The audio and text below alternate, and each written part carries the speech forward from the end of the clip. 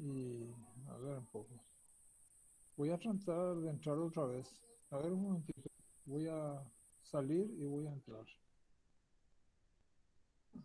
Dale, doctor, dale, doctor.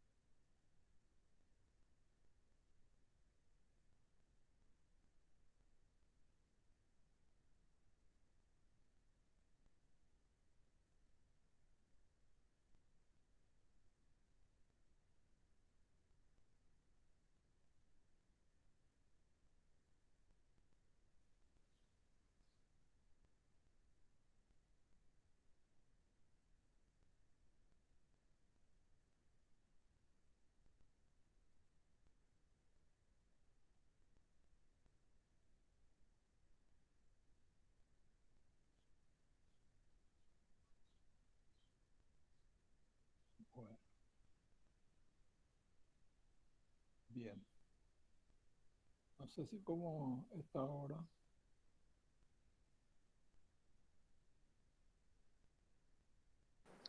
No, aún no se escucha, o no sé si yo nomás lo que no escucho. No sé qué pasa con la comunicación con ustedes. Yo acabo de terminar una clase en otro sitio y sin problema. No sé cuál es el inconveniente.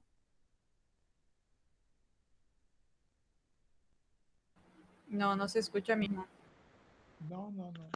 Está bien, está como siempre. O probablemente sea su auricular, doctor. ¿Qué? Probablemente sea su auricular, digo, que No no esté sé, bien no sé. conectado o no sé. No, no sé. Es solamente es con ustedes. Esta mañana ocurrió lo mismo en UPE, ahora esta tarde otra vez. Esta tarde terminé recién una clase a las 4:30 y sin problema. Así que no sé qué pasa con la comunicación con la facultad. Voy a tratar de entrar por la plataforma, a ver qué pasa. Un momentito. O capaz, doctor, si tiene algún auricular que pueda usar, puede ser que le mejore también.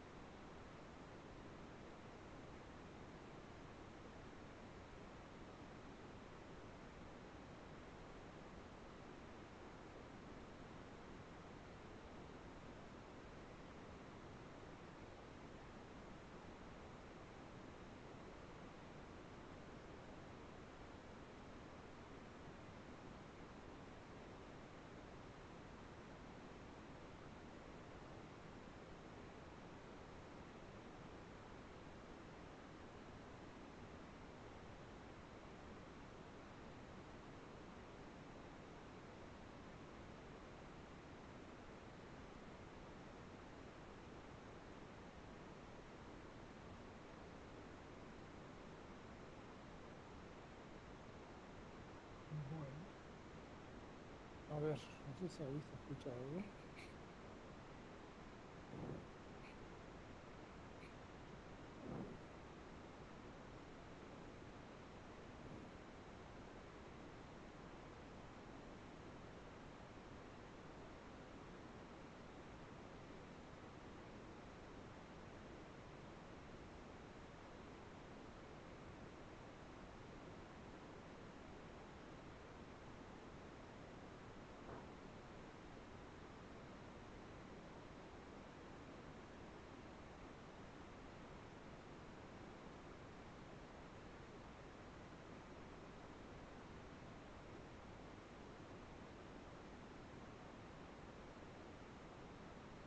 Bueno, no sé si ahí se escucha mejor o no. ¿Ustedes me escuchan? Sí, doctor, se te escucha. ¿Ahora se escucha bien o no?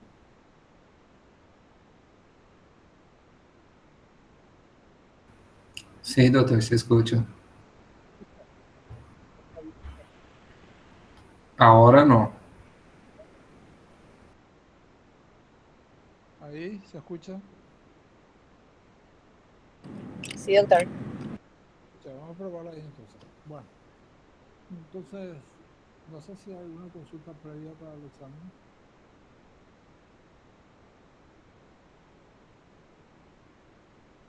Va a ser el martes, entonces a las 10:30. Nosotros tenemos este material, lo de hoy, por ejemplo, no va a ser ya para el examen, habíamos quedado así. Entonces voy a tratar de levantar algo para comenzar hoy nuestra clase.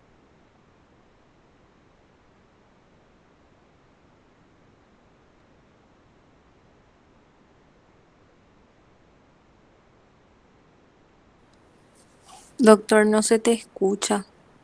¿Nos escucha otra vez? En A el ver, ahí. fondo se te escucha apenas. Ah, Dios mío, no sé qué voy a hacer ya con esto.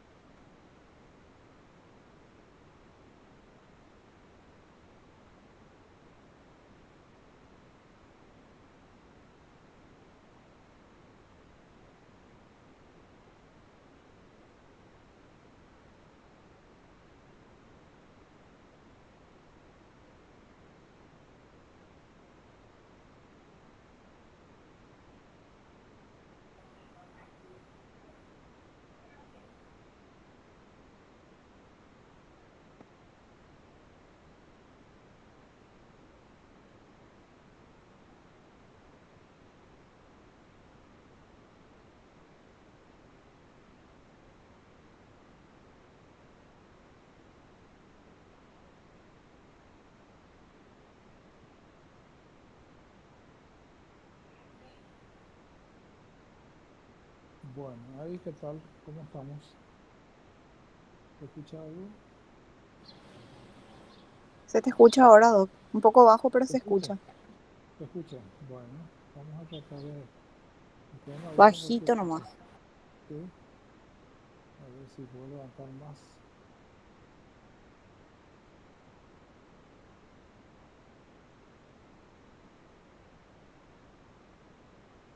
Ahí, no sé si ahí, ¿qué tal está? ¿Se escucha todavía? Sí, se te escucha muy bajo nomás, doc. Muy bajo. Ay, Dios. Bueno, no sé No qué se pasa. escucha, doctor. ¿No? ¿No se escucha?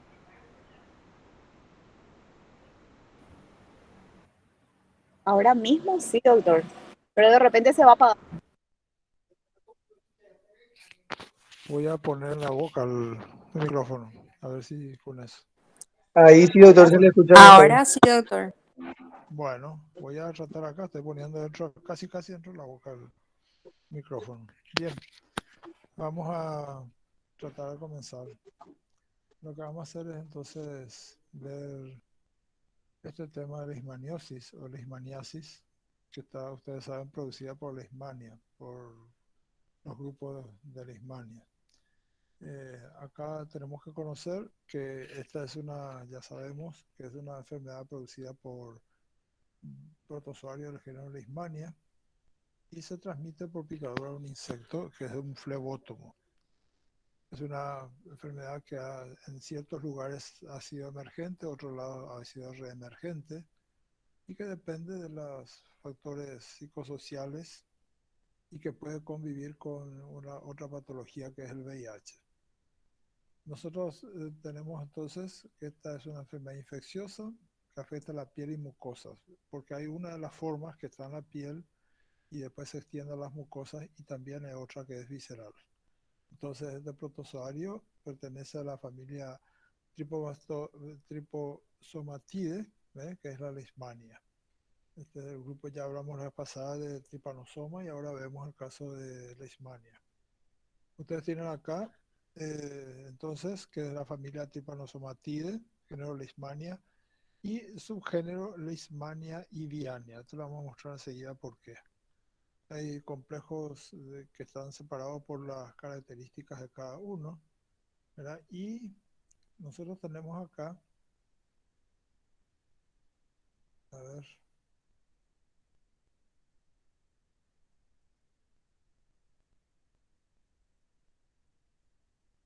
tenemos acá los complejos, subgénero Leishmania, ¿ves?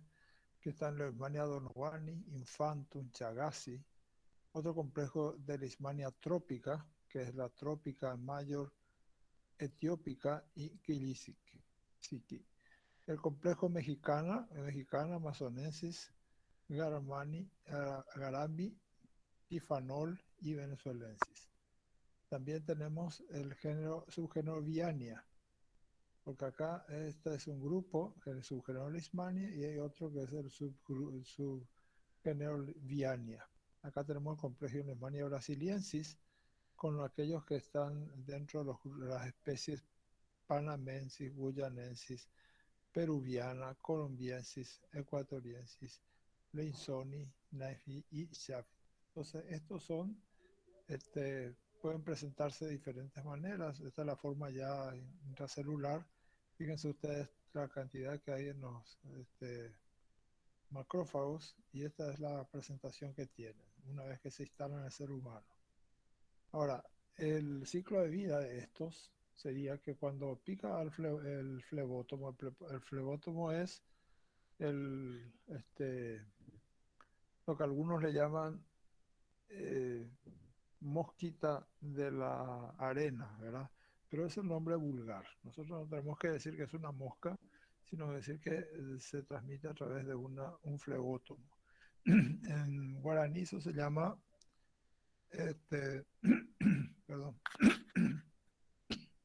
en guaraní nosotros podemos decir que el flebótomo, que conocemos como flebótomo, se le llama caracén. Entonces son los que succionan las formas mastigotas y que van al tubo digestivo del vector, se convierten en promastigotes y ahí nosotros tenemos la disposición que tiene en el tubo digestivo del flebótomo. Cuando está en la parte superior es hipopilaria, suprapilaria y la peripilaria, la parte esta del digestivo, que llega a la parte digestiva del vector, entonces puede ubicarse en cualquiera de estos sitios, ¿verdad? Por eso se les llama así. En el Nuevo Mundo, ya en nuestra zona, hay forma cutánea y mucocutánea. Entonces, ustedes van a encontrar siempre acá como mucocutánea, pero yo creo que la denominación correcta sería cutáneo mucosa, ya que primero se hace cutánea y después se hace mucosa. Y lo que tenemos en la zona sería la Leishmania brasiliensis y la guyanensis. También existe la cutánea sola, que es la mexicana, y la amazonensis. Esta es la brasiliensis, la que domina nuestra zona, y también la guyanensis, sobre todo la forma de brasiliensis. Y acá está el transmisor, ¿verdad?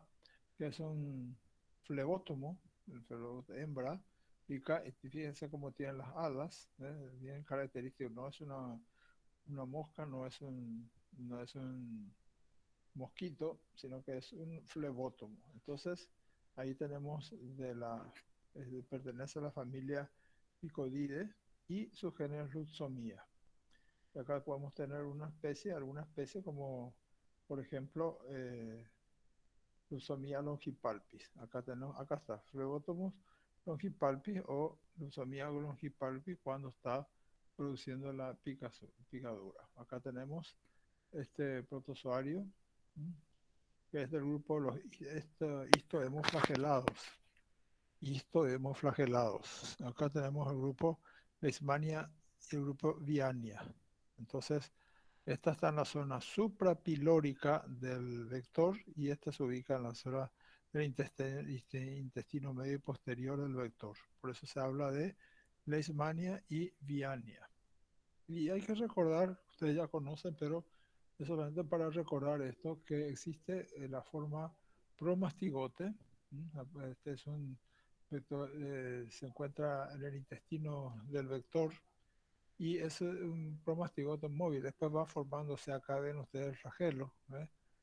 Y esta tiene, porque amastigote es cuando no tiene, este tiene una porción y entonces eso le permite moverse. Tiene alrededor de 20 micras, tiene en la parte media, tiene el núcleo, tiene el flagelo que está acá, y esto es lo que se inocula a los vertebrados. Cuando hay inoculación, se hace por medio de los promastigotes. Este ya tenemos que saber que cuando llega, se inicia a partir de eso, cuando llega al ser humano. En el huésped vertebrado, en el ser humano, por ejemplo, también existen las formas mastigote en tejido. Acuérdense que las formas mastigote se ubican tejidos, ¿verdad? Intracelular en los macrófagos, ven, acá se ve muy bien, y tiene un flagelo rudimentario, ¿verdad? Que no es muy pronunciado, tiene hasta más o menos 3 a 4 micras, y esta es la fuente de infección para vectores. Los vectores pican, decíamos, y después va a desarrollar el ciclo en el vector. Entonces, esta se divide por fisión binaria y este es todo el ciclo, tanto en el vector como en el caso esto en el vector y esto en el ser humano. Entonces, hay que reconocer que cuando pica, deja esta forma en el ser humano, sigue la evolución, toma de vuelta las formas flageladas y esto desarrolla en el mismo intestino o en la zona prepilórica y se produce el ciclo evolutivo. Acá tenemos, en este caso, una vez que llega al ser humano, ¿verdad? Va a evolucionar hasta ubicar las formas amastigotes en los macrófagos y de ahí se va a diseminar otra vez por medio de la picadura del vector. Nosotros tenemos acá, esto sería la patogenia, ¿ves? Esto sería en el macrófago, la forma mastigote, y después de ahí esto evoluciona al promastigote y esto llega a promatigote metacíclico, que es la forma que después va a producir la transmisión. Acá tenemos lo mismo en el mosquito, exclusivamente en el mosquito, cómo se va desarrollando las etapas, que después va a pasar al ser humano, ¿verdad? Lo que indicamos en la lámina precedente. Nosotros vamos a tener entonces el mecanismo patógeno, ¿cómo sería?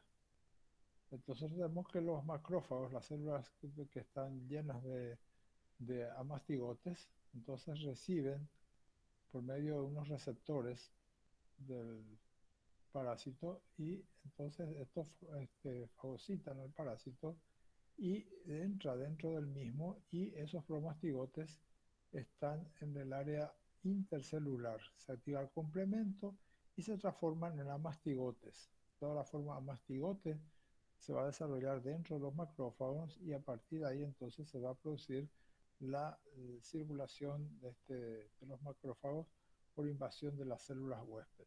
Acá tenemos patogenia, acá hay una inyección, ¿verdad? Retira el, el parásito, ¿verdad? O ingresa al parásito o retira el parásito, ¿verdad? Estas serían las formas en que va acumulándose en cada uno de ellos Entonces aparecen los macrófagos y también los micrófagos como los polimorfos nucleares para eliminarlos. Acá tenemos nosotros, estos son los neutrófilos, estos son los promastigotes que van a ingresar y van a tratar de permanecer dentro del organismo humano y va a desarrollar cada una de las formas siguientes hasta tener entonces la posibilidad de ubicarse en macrófagos y desarrollar, en ese caso, células a partir de las cuales se va a producir la transmisión por el vector. Acá tenemos a mastigote, esto sería la forma en que se desarrolla a partir de el parásito que está en el organismo. Y después están los macrófagos que tienen los receptores para poder penetrar dentro del mismo. Tenemos también acá otra forma de presentación, ¿eh? El plasma. El plasma permite la adherencia, la penetración en la célula macrofágica y de esa manera se activa la acción del parásito. Por último, acá tenemos esto, viene a ser como los macrófagos, los monocitos, ¿verdad?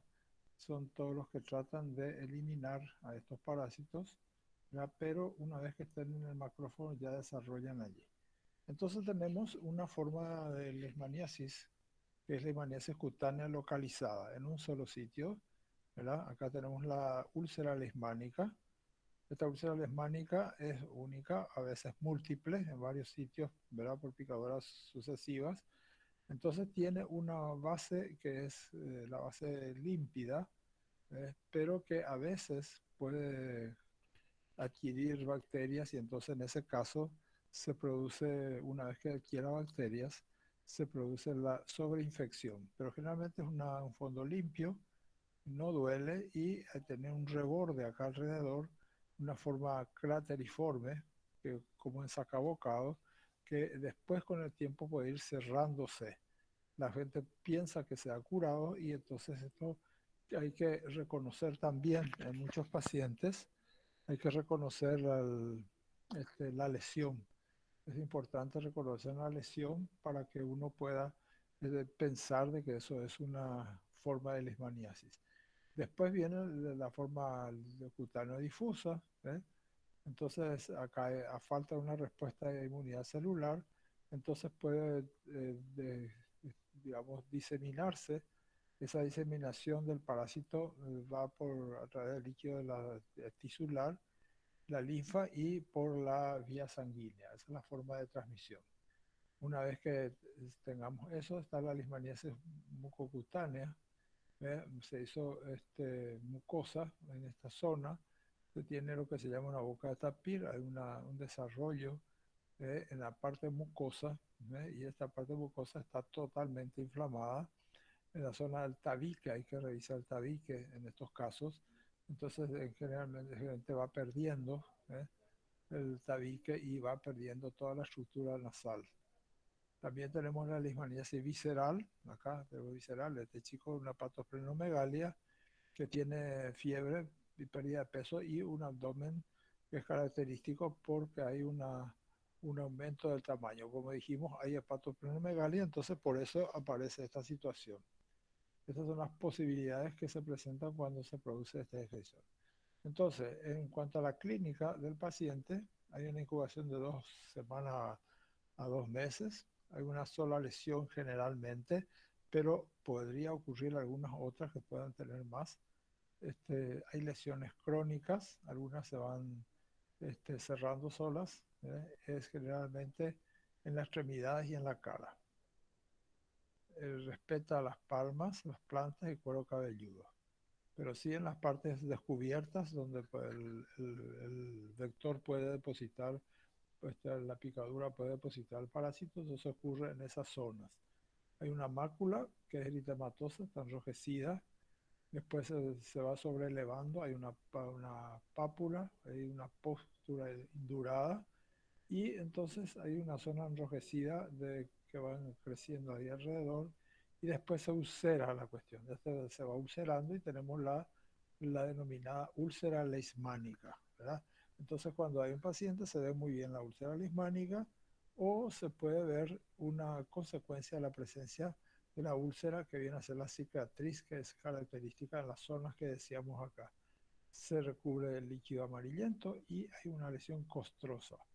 También hay zonas de linfangitis y acá tenemos que ver, como decíamos, ver las lesiones como son y las cicatrices que nos pueden llamar la atención a nosotros para en el momento en que no tenemos las lesiones.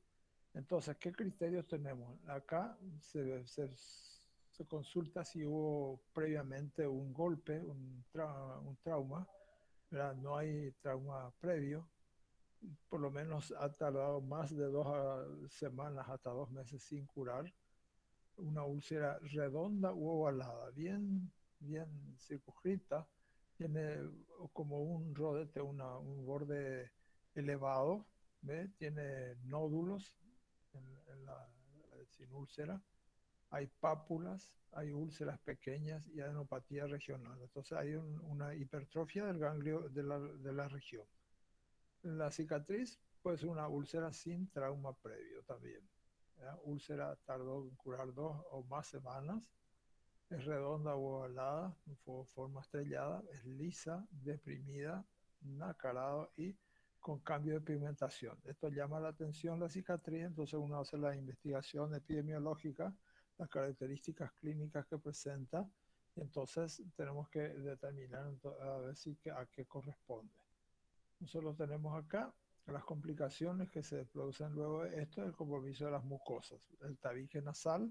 Esto cuando pasa, cuando uno observa la destrucción del tabique nasal parcial o total, se encuentra con esto y es el primer signo que a veces llama la atención, ¿verdad? Donde hay una zona inicial de tabique nasal enrojecido, que pica, hay edema, y hay unas pequeñas úlceras y destruyen posteriormente el tabique. A veces comienza por el tabique y después va por toda la parte cartilaginosa. Se comprometen las estructuras vecinas, también el paladar y las encías. Uno hace la apertura de la boca y encuentra también lesiones mucosas en ese sitio. Entonces ahí, en este caso, el diagnóstico es por la parte clínica. La clínica del paciente es muy característica y su criterio epidemiológico es importante, qué zona está viviendo, lo que decíamos siempre, la geografía médica, es decir, establecer si nuestro paciente estuvo o no en una zona donde puedo tener posibilidad de adquirir leishmaniosis. Y se hace también el diagnóstico parasitológico, o sea, se busca con examen directo, tomando de la úlcera leishmánica, si está todavía la úlcera, y se hace una biopsia y se puede ver las formas a mastigotes. Ahora, no siempre es muy exacta la presentación de los parásitos en esta toma directa o biópsica, sino que puede tener entre 50 y 70% de, de positividad solamente o de 15 a 30 en nuestra zona. Se hace una correlación del GIMSA también para ver si cómo está el, el parásito, si está presente o no. Hay métodos directos a observar. Acuérdense que métodos directos es observar directamente al parásito, indirectos vienen a ser los anticuerpos. Acá se hace un frotis, un estudio de histopatológico, y lo que tenemos que recordar que acá se van a encontrar las formas a mastigotes. ¿Está? También ahí se puede aislar a partir de ese material, se puede hacer un cultivo, la cultivan 3N o NOVI, y también se ve la presencia de promastigotes en esos cultivos, ¿verdad? Entonces, cuando nosotros sospechamos de que puede ser un tejido infectado por leishmania, se puede hacer el cultivo en medios líquidos o bifásicos. Se inocula también animales del laboratorio, ratones, ¿eh? Se puede ver si los hámsters pueden desarrollar este parásito del material que proviene del paciente. Entonces se puede hacer también una PCR, actualmente se usa más para el diagnóstico PCR porque es mucho más exacto todo, ¿verdad? Y se pueden utilizar anticuerpos monoclonales y hace una electroforesis de enzimas, o isoncimas. En el PCR se hace detección del DNA de las lismanias. Eso es muy característico, se puede usar bastante. Hay muchos centros de investigación en los que uno puede reportar el material, se hace una comunicación con ellos, se da la forma de enviar el material. Entonces, a veces se hace esto cuando los parásitos no se encuentran en la muestra y nosotros queremos, buscando el ADN, ver si está o no el parásito. Y sobre todo porque tenemos una gran sospecha de que el paciente esté con ese parásito. Entonces, esas lesiones mucosas o las cicatrices son importantes acá. También están los métodos serológicos que vienen a hacer la detección de anticuerpos. Entonces puede hacer una forma de inmunofluorescencia indirecta, el ELISA, hemoglutinación directa o indirecta, reacción cruzada con trypanosoma cruzi. Esas son las reacciones que se hacen unas pruebas, pero sobre todo se usa mucho inmunofluorescencia indirecta y el método de ELISA para el diagnóstico. Ahora, hay una prueba que es una prueba inmunológica intradérmica que es famosa para detección de este parásito en el ser humano, la intradermal reacción de Montenegro. Es de hipersensibilidad tardía. Ustedes se acuerdan por inmunología que existe inmunidad, los tipos de inmunidad, de hipersensibilidad 1, 2, 3, 4. Y este es el grupo de la hipersensibilidad tardía porque es la retardada y porque se da a nivel celular y de tejidos, ¿verdad? Entonces se hace la intradermal reacción, todas las intradermal reacciones son parecidas a este sistema y se aplica el antígeno, ¿verdad? Y pretendiendo que se ponga en contacto si es que hay con el anticuerpo. De esa manera se amplifica y tenemos la lectura de la sobreelevación en el sitio a las 72 horas y si es positiva, entre 5 y más milímetros, ¿verdad? Se mide la induración que tiene. Se puede positivizar hasta los 3 meses de haber adquirido la infección. Esto se adquiere por contacto previo y, por ejemplo, nosotros tenemos en las formas viscerales también un deterioro de la inmunidad y a veces no podemos detectar eso. Nosotros tenemos acá el parásito directo, se puede ver, y siempre que se habla de parásito directo es cuando se busca en la lesión. Acuérdense que en la lesión vamos a tener las formas A mastigote. Tenemos una lámina, se toma el material, se puede raspar el borde con un bisturí, las partes roma del bisturí, no la parte cortante, porque si no vamos a sacar el material. Se tiñe con giemsa y se puede hacer el método directo de investigación. Fíjese, esta es una lesión lismánica, una úlcera lismánica bien característica. Se tienen los bordes como un rodete acá alrededor, ¿verdad? Y entonces, disculpen. Y entonces esto es el material bueno, se puede hacer. Si hay alguna pequeña sobreinfección, acá no hay nada, ¿verdad? Pero se puede hacer una higiene, una limpieza con solución estéril, de esa manera que se pueda limpiar la zona y tomar bien el material.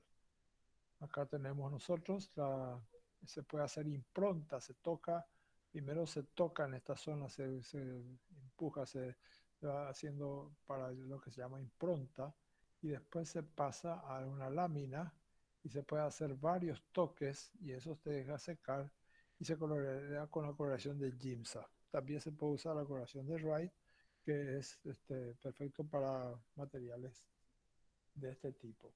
Nosotros podemos tener acá un material obtenido de una de estas lesiones y acá se ve muy bien cómo se puede ver el caso del macrófago, se ve con las formas a mastigote. Acá tenemos la estructura que tiene y acá muestra cómo se ve bien el núcleo y cómo se ve el axostilo que comienza a formar acá, donde va a formar posteriormente el flagelo. Eso es lo que diferencia de otro parásito, que es un hongo, ¿verdad? Que es en el caso de tener que hacer diferenciación con histoplasma capsulótono. Entonces esto se puede diferenciar de eso justamente por estos dos elementos que están acá. Esta es la forma a mastigote del parásito. Fíjense, esto ya sería cuando cultivamos, de esta forma promastigotes, ve como ya tiene un flagelo, ¿ve? Un flagelo bien formado y se puede cultivar en medios líquidos o en medios bifásicos.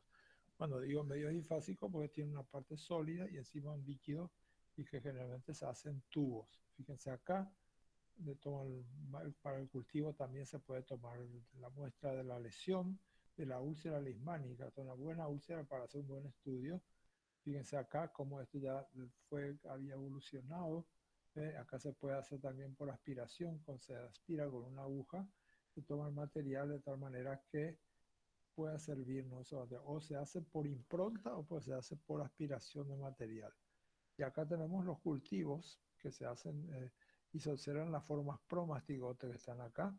¿Ves? Estos son los elementos que se han cultivado en un tubo. ¿Ves? Esto es un tubo, como les dije, el medio cultivo NNN, y hay otro que se llama TOBI y otro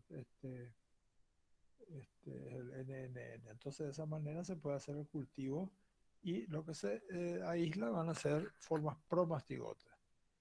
El diagnóstico laboratorio se hace, como dijimos, una forma, una que puede ser por método de ELISA o inmunofluorescencia indirecta, o hacer la intradermorreacción de Montenegro o utilizando la leishmanina, ¿verdad? Entonces, esto sería para recordar esa situación. Ahora, el cultivo, dijimos que puede ser en Novi, Nicolimacnil, que es NNN, o en Tobi también puede usar entre 20 y 30 centígrados, y a las una semana más o menos ya tenemos los promastigotes que están en el material. Podemos sacar el material y vemos esto que está acá, es característico para poder, acá está mostrando cómo se hace la intradermoreacción de Montenegro.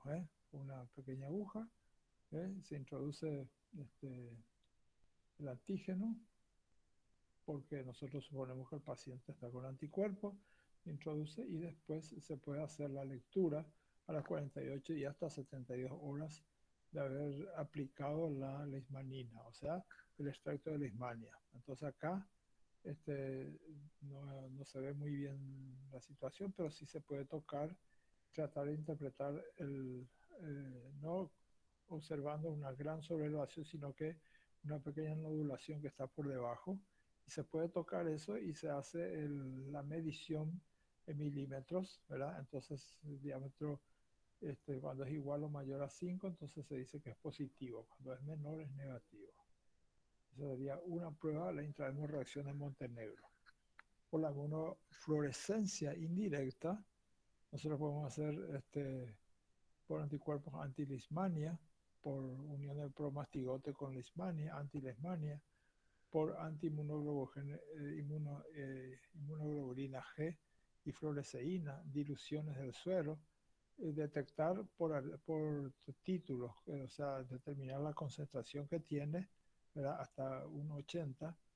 A partir de ahí se puede considerar, este cutoff sería el punto de corte, a partir de una dilución en 80, entonces ahí sí se puede tener ya un caso positivo. De ahí en adelante, 1,80, 160, 320, etcétera. No hay diferencia entre activas y pasadas, no se puede detectar. Entonces acá también se hace por inmunofluorescencia el diagnóstico. Tiene mucha sensibilidad para para la leishmania visceral y para la leishmania mucocutánea. Acá puede haber reacciones cruzadas con otras infecciones, como en el caso de tuberculosis, sífilis, malaria, lepra, trypanosomiasis, esquistosomiasis. Entonces tiene que ser, el control de calidad tiene que ser exacto para no confundir con las otras situaciones. Acá tenemos el ELISA. ELISA, esos son los pequeños pocillos en los que se va poniendo el material y se ven las diluciones para detectar esto que decíamos. Entonces, acá se hace una prueba que es muy importante, la RK39, esto que está acá, que sirve también para el diagnóstico. Hay diluciones que se van haciendo para tener los títulos. Y acá vemos el diagnóstico diferencial, pues puede ser con sífilis, con úlceras, para cocidio de micosis, una micosis, Frambesia, ¿eh? La Frambesia es el eh, treponema, ¿verdad? Y entonces se puede hablar también cómo se hace el tratamiento en estos casos. Se puede usar antimonio polivalente, pentavalente, perdón. Se hace por vía parenteral y se usa glucantime o meglumina. Estos son ampollas de 5 mililitros, contienen 85 miligramos de antimonio, por eso se llama antimonio pentavalente, y la forma cutánea 20 miligramos intramuscular por día durante 20 días y ver si hubo compromiso o no de mucosas. Nosotros vemos cómo se encuentra el paciente, si produce algún malestar general, si hay dolores, cefaleas, náuseas, vómitos. Esto, el control hay que hacer estricto en este caso porque puede dar estas alteraciones que se producen en el paciente con esto. Ahí este antimonio pentavalente está contraindicado en embarazadas, en niños de menores de 18 meses, los que están con neumonía. Entonces hay que ver bien qué situaciones se va a hacer o esperar que se solucione ese problema. La alternativa será con pentamidina. Hay frascos de 300 miligramos que se diluyen en agua destilada intramuscular. 4 miligramos por kilo, interdiaria por 4 dosis. Puede dar náuseas, hipotensión, dolor, calor en sitio de aplicación, sabor metálico y está contraindicado en embarazo.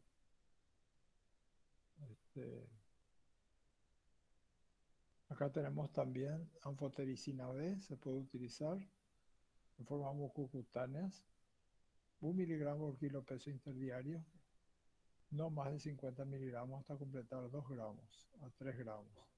Interfocinas, otra medicación que se da para esto, puede dar vómitos, diarrea, elevación transitoria de transaminasa y puede ser administrado con las comidas.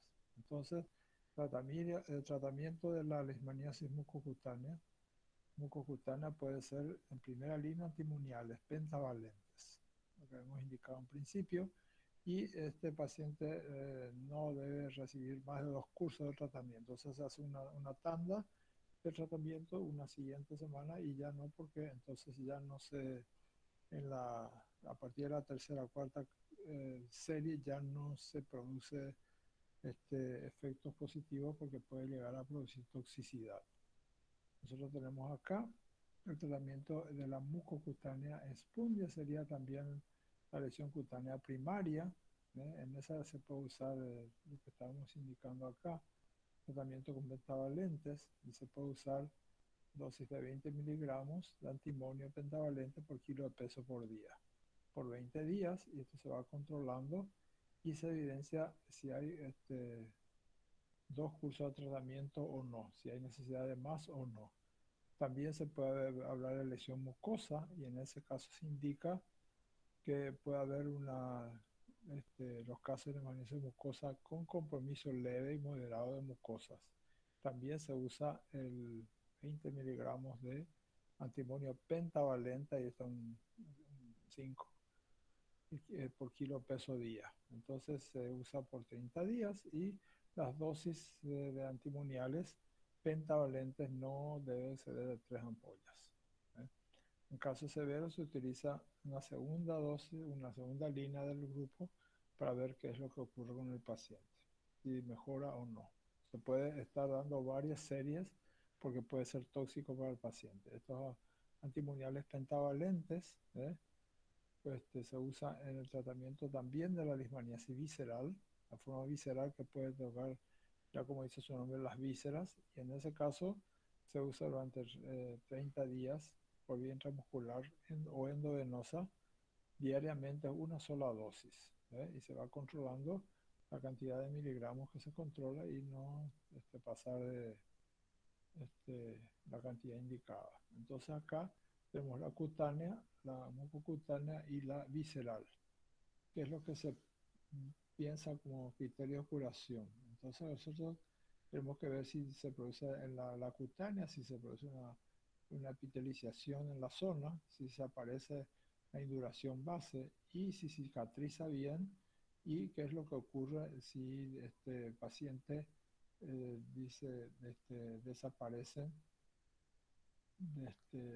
todos los elementos que indicaban que había una lesión prismática. En el caso de la mucocutánea, entonces hay que ver cómo estas lesiones, si fueron infiltradas para la parte mucosa nomás, o si fue la piel, o si se introdujo en sitios más complejos. Y el título de inmunofluorescencia que está por debajo 1.16, entonces me indicaría que hay un criterio de curación.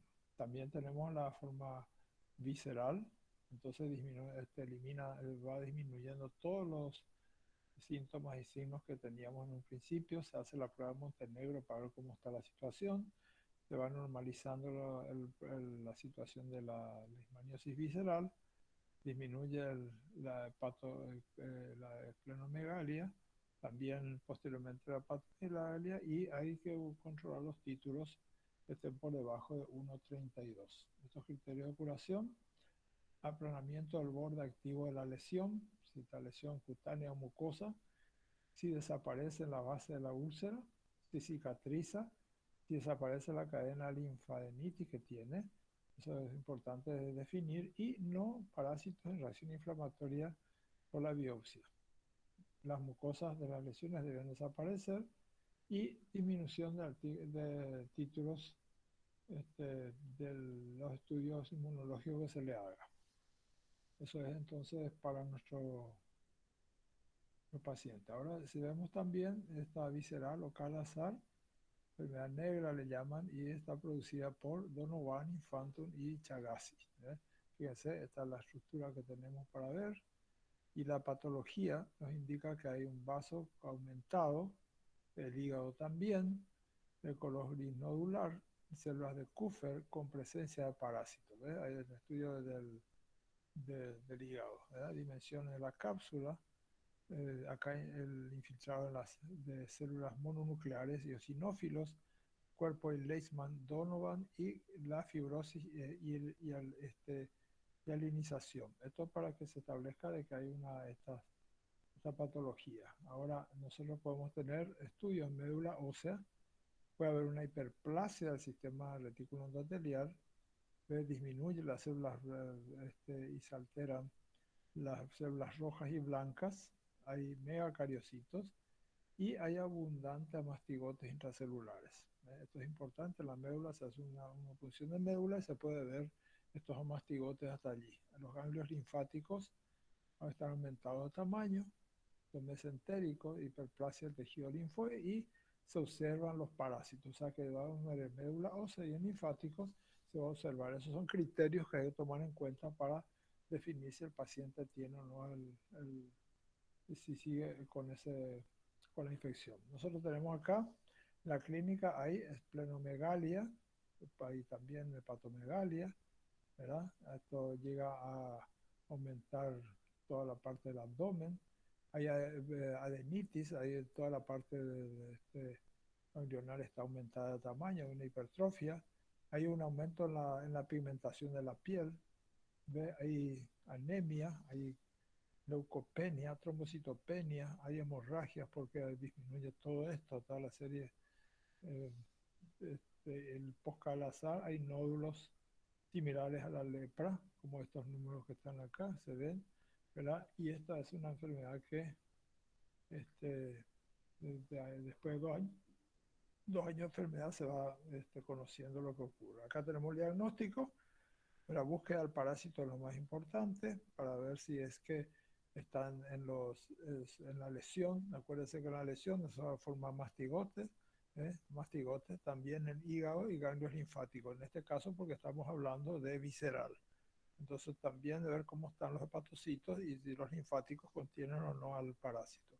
Se puede hacer cultivos, sí se hace cultivo en los medios mismos que hicimos hoy anteriormente.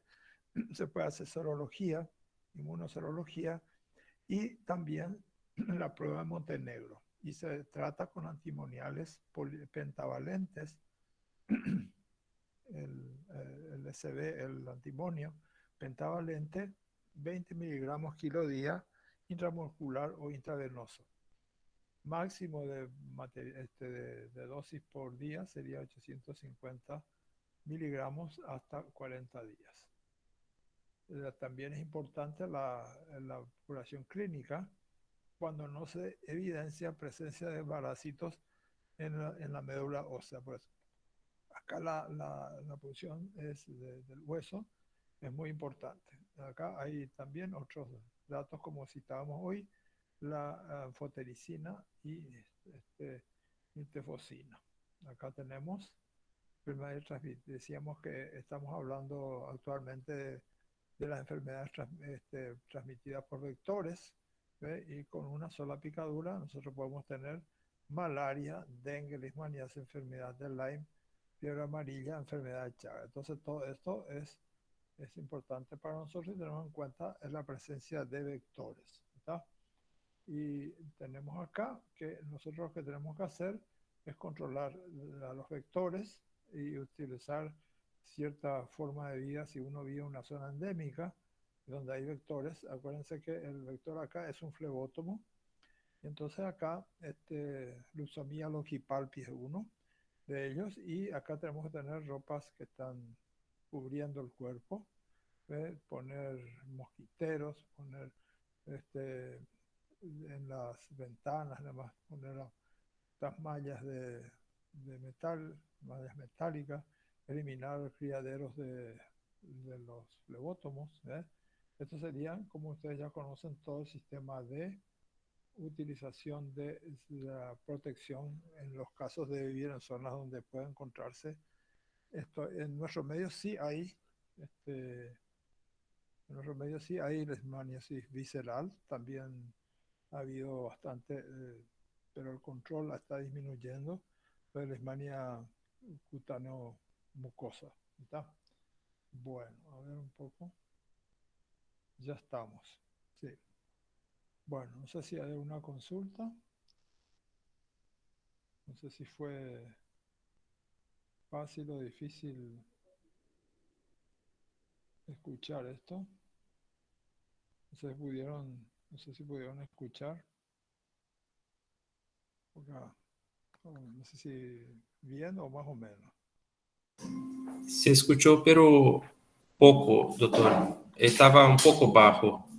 Con dificultad, sí. Sí, así mismo. Doctor, pero yo tengo una pregunta. ¿Por qué en la leishmaniosis y así como Chagas, malaria, no se puede, quien ya tuvo, la verdad, no se puede ser donante de sangre? Y por la posibilidad, como esto se ubica en tejidos, ¿verdad? Entonces a partir de ahí puede circular por su vía sanguínea, entonces por eso se evita ese tipo de cosas. ¿Está? Nada más que por eso. Ok, gracias, doctor. Sí. Bueno, es difícil. Yo les voy a pasar esto, bueno, esto no lo voy a pasar ahora porque no va a ser para el examen, ¿verdad? Pero el examen va a ser entonces para las 10:30 del próximo martes. Ustedes, no sé qué es lo que está pasando con la comunicación con la facultad, pero le digo, estuve en otros sitios comunicándome, no tuve este problema. Bien, Doctor, y sí. no quiere probar así sin su auricular a ver si no le escuchamos mejor, porque particularmente yo ni por más que puse en altavoz no pude escuchar ni la mitad de la clase.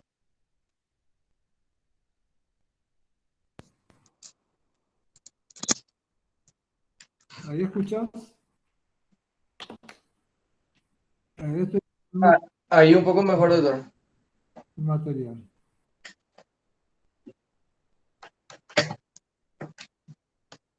No.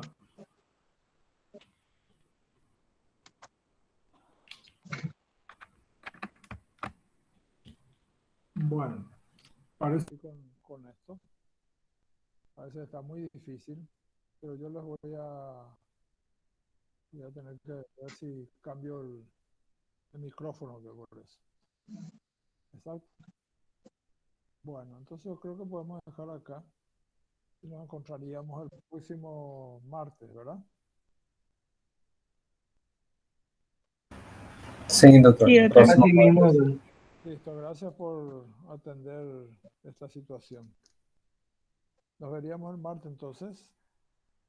¿Estamos? Dale, Ok, profe, doctor. que tenga Sí, buen fin de doctor. semana. Listo, que pasen bien, estudien mucho. Chao, chao. Martes y Dios. Gracias, doctor. Gracias, gracias. Adiós.